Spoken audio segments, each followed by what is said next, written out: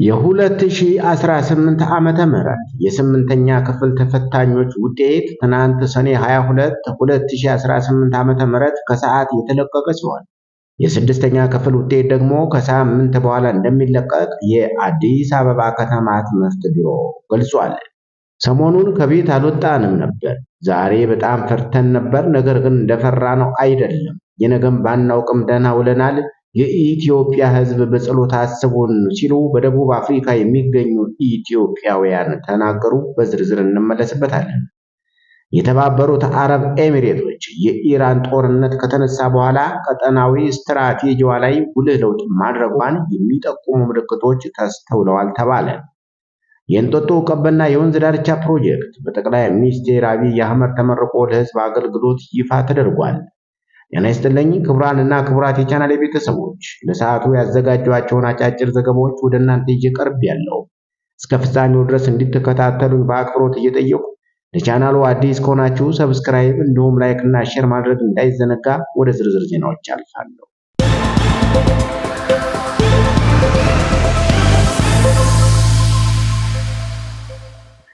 የ2018 ዓመተ ምህረት የስምንተኛ ክፍል ተፈታኞች ውጤት ትናንት ሰኔ 22 2018 ዓመተ ምህረት ከሰዓት የተለቀቀ ሲሆን የስድስተኛ ክፍል ውጤት ደግሞ ከሳምንት በኋላ እንደሚለቀቅ የአዲስ አበባ ከተማ ትምህርት ቢሮ ገልጿል።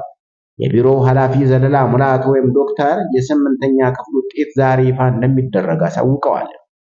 ምን ያክል ተማሪዎች እንዳለፉና ምን ያህል ማለፊያ ውጤት እንዳላመጡ የተጠየቁት ኃላፊው እሱ ገና ነው አልታወቀም፣ በኋላ ይለቀቃል ሲሉም ጠቁመዋል። የስድስተኛ ክፍል የፈተና ውጤት መቼ እንደሚለቀቅ የተጠየቁት ዶክተር ዘላለም በምላሻቸው ዛሬ የሚለቀቀው የስምንተኛ ክፍል ውጤት ብቻ ነው። የስድስተኛ ክፍል ውጤት ከሳምንት በኋላ ነው የሚለቀቀውም ብለዋል። የስምንተኛ ክፍል ውጤት የማለፊያ ነጥብ 50% የተቆረጠ ሲሆን ቢሮው ፈተናው በአጭር ጊዜ ታርሞ ይፋ መደረጉ ተማሪዎች ለቀጣዩ የትምህርት ዓመት ከወዲሁ በቂ ዝግጅት እንዲያደርጉ የሚያስችል ነው ብሏል። ሰሞኑን ከቤት አልወጣንም። ዛሬ በጣም ፈርተን ነበር። ነገር ግን እንደፈራነው አይደለም። የነገን ባናውቅም ደህና ውለናል። የኢትዮጵያ ሕዝብ በጸሎት አስቡን ሲሉ በደቡብ አፍሪካ የሚገኙ ኢትዮጵያውያን ገለጹ። በደቡብ አፍሪካው ስደተኞች ጠል ቡድን ማርች ኤንድ ማርች ጀመረውና ሁሉም ስደተኞች ሀገራችንን ለቀው እስከ ሰኔ 30 2026 ይውጡልን በማለት ያስቀመጠው የመጨረሻ ቀን ነገ ሲሆን ዛሬ በተለያዩ አካባቢዎች መጠነ ሰፊ ሰልፎች እንደነበሩ በደቡብ አፍሪካ ያሉ ኢትዮጵያውያን ተናግረዋል። በፕሪቶሪያ አቅራቢያ የሚኖሩ 3 ስደተኞች ሰሞኑን ከቤት አልወጣንም ነበር። ዛሬ በጣም ፈርተን ቢሆንም ነገር ግን እንደፈራን አይደለም። የነገን ባናውቅም ደህና ውለናል። የኢትዮጵያ ሕዝብ ሆይ በጸሎት አስቡን ሲሉ ተናግረዋል።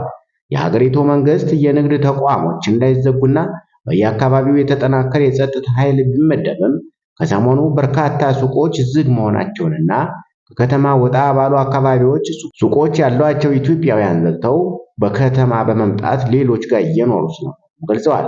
በሀገሪቱ የመኖሪያ ፈቃድ ያላቸውና የኢትዮጵያ ማህበረሰብ በልዩ ልዩ መንገዶች የሚያስተባብሩ ኢትዮጵያውያን ፖሊሶች በየአካባቢው ስደተኞችን በየቤቱ እያሰሩ ነው ተብሏል። በርካታ ኢትዮጵያውያንም እየታሰሩ እንደሆነ ተናግረዋል። የመኖሪያ ፈቃድ ያለን ሰዎች ኢትዮጵያውያኑ ወደ ማረሚያ ሳይወሰዱ በየአካባቢው ማስተባበር ብንችል ጥሩ ነው። ከምንም በላይ በእኛ መሃል መረጃ መለዋወጥ ሂደቱ ፈጣን ሊሆን ይገባል ሲሉም አሳስበዋል። በሌላ ዜና የእንጦጦ ቀበና የወንዝ ዳርቻ ፕሮጀክት በጠቅላይ ሚኒስትር አብይ አህመድ ተመርቆ ለሕዝብ አገልግሎት ይፋ ተደርጓል። የእንጦጦ ቀበና የወንዝ ዳርቻ ፕሮጀክት በአጠቃላይ 87.6 ሄክታር መሬት የሚሸፍን ሲሆን 10.5 ኪሎ ሜትር ርዝመት አለው ተብሏል። ፕሮጀክቱ በውስጡ አንድ ትልቅ ግድብ፣ 16 አነስተኛ ግድቦች፣ 3 ቼክ ዳሞች እና 20.2 ኪሎ ሜትር የድጋፍ ግብ፣ 36928 ካሬ ሜትር የአፈርና ስነ ምህዳር ጥበቃ ስራዎች፣ 59.7 ሄክታር የአረንጓዴ ሽፋን እና 50330 የተተከሉ ዛፎች፣ 21 የእግረኛ ድልድዮች፣ 33.2 ኪሎ ሜትር የውስጥ መንገዶች፣ የፍሳሽ መስመርና 695 ተሽከርካሪዎችን ማቆም የሚያስችሉ 7 ቦታዎችን እንደያዘ ተነግሯል። ጠቅላይ ሚኒስትር በምረቃው ስነ ስርዓት ላይ ባደረጉት ንግግር ፕሮጀክቱ ከውበት ባለፈ የከተማዋን ነዋሪዎች የአኗኗር ዘይቤና ለልማት ያላቸውን እይታ ለመቀየር ያለመ መሆኑን ገልጸዋል። ጠቅላይ ሚኒስትር አብይ አህመድ በንግግራቸው መጀመሪያ ላይ ስፍራው ለዘመናት ተዘንግቶ የቆየ በመሆኑ ዓይን ካላየ ግንባር ነው የሚባል የሀገርኛ ብሂል አለ።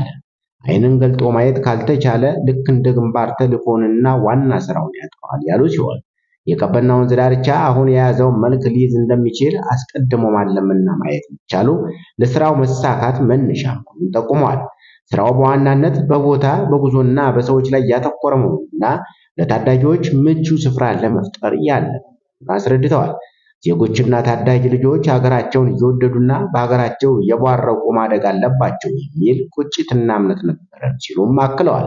ጠቅላይ ሚኒስትሩ በንግግራቸው ወቅት የኮሪደር ልማቱ ሲጀመርና አሁንም ድረስ የሚሰነዘሩ ትችቶችንና ተቃውሞዎችንም አንስተዋል።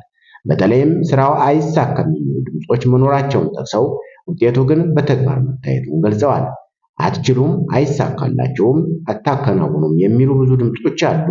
የኛዎቹ ይገርመኛል፣ ሌሎቹ ግን አይገባቸውም እያሉን ነው።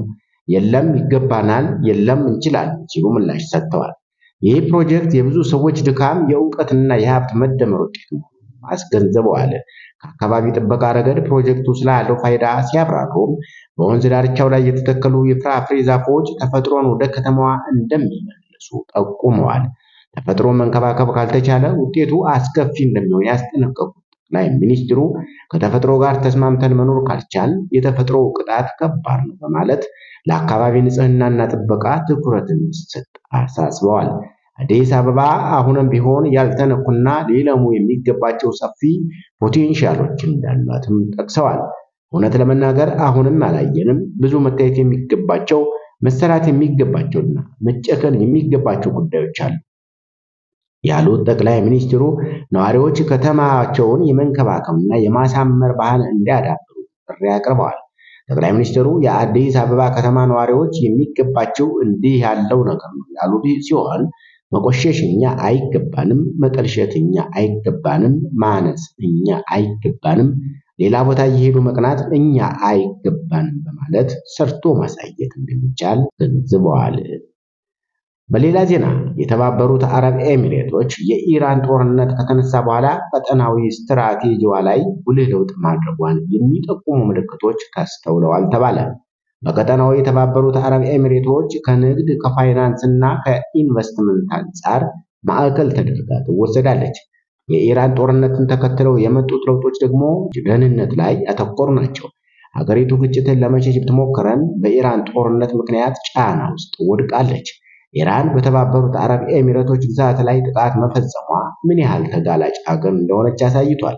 በንግድ ሰላም ለማምጣት የሚለው የተባበሩት አረብ ኤሚሬቶች የረጅም ጊዜ አካሄድ በኢራን ጥቃት ፈተና ገጥሞታል።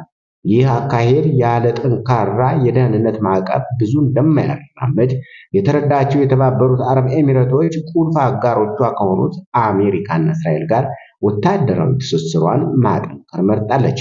የኢራን ጦርነት የፖለቲካና ምጣኔ ሀብት የጋራ መስተጋብር ብቻውን ብዙ ርቀት እንደማያስኬድም አሳይቷል። የተባበሩት አረብ ኤሚሬቶች በፍጥነት እየተለዋወጠ ባለው መካከለኛው ምስራቅ ውስጥ ስትራቴጂያዊ ስፍራ ለማግኘት የምታደርገውን ጥረት አጠናክራ ቀጥላለች። በቀጠናው አገራት ላይ ያሉት መተማመን መቀነስ አንደኛው መንገድ ነው።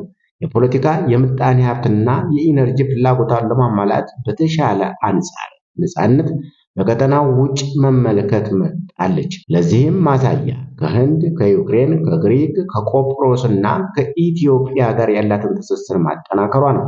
ከኢራን ጦርነት በኋላ የውጭ ጉዳይ ፖሊሲ ማዕቀፏን እያሰፋች ትገኛለች።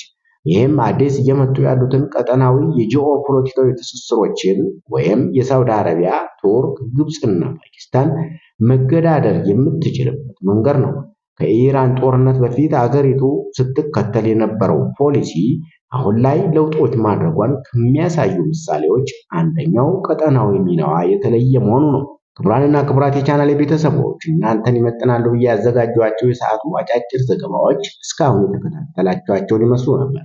አብራችሁኝ ስለቆያችሁ ከልብ እያመሰገንኩ ለቻናሉ አዲስ ከሆናችሁ ሰብስክራይብ እንዲሁም ላይክና ሼር በማድረግ እንዲታበረታቱን በአክብሮት እየጠየቁ መልካም ቀን እንዲሆንላችሁ ተመኘው። ሰላም ለሀገራችን፣ ሰላም ለዓለማችን።